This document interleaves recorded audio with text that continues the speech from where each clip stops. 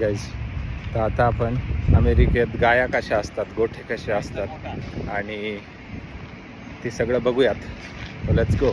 आपण विशेष परमिशन काढलेली आहे त्यांच्याकडून आत जाण्यासाठी. तर लेट्स गो. आता आपण जिथं गायांचं जे वासरू आहे, नव जन्मलेलं वासरू, याचा व्हिडिओ आहे, बघूयात. या इथे ते गायला दूध, बछड्याला दूध पाजत आहे. ही फक्त 2 दिवस झाले.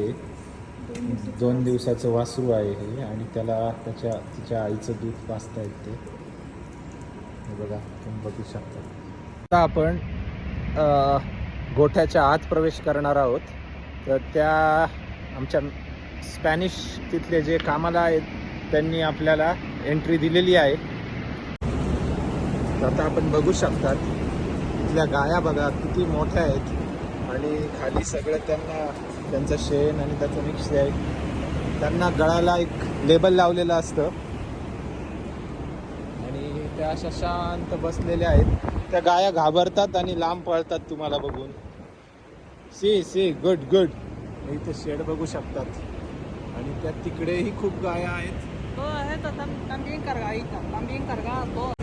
आता या गाईला आपण आत लावायचा प्रयत्न करूया आणि त्या आपल्याला घाबरतात इथल्या गाया आणि लांब पळतायत. सो आता त्यांनी आम्हाला इथं आत घेऊन आलेले आहे जिथं गायांचं दूध काढलं जातं. तर आत व्हिडिओ काढायला परमिशन नव्हती, बट द प्रोसेस इज खूप साऱ्या गाया येतात, लाईनमध्ये उभ्या राहतात आणि त्यांना ते मशीन लावलं जातं जे ऑटोमॅटिक त्यांचं दूध काढतं. मग त्यांचा गाईचा नंबर, किती दूध निघालं, वेळ, हे सगळं काउंट करतात. तर अशा प्रकारे आता आपण पुन्हा आपल्या प्रवासाला निघालो आहोत.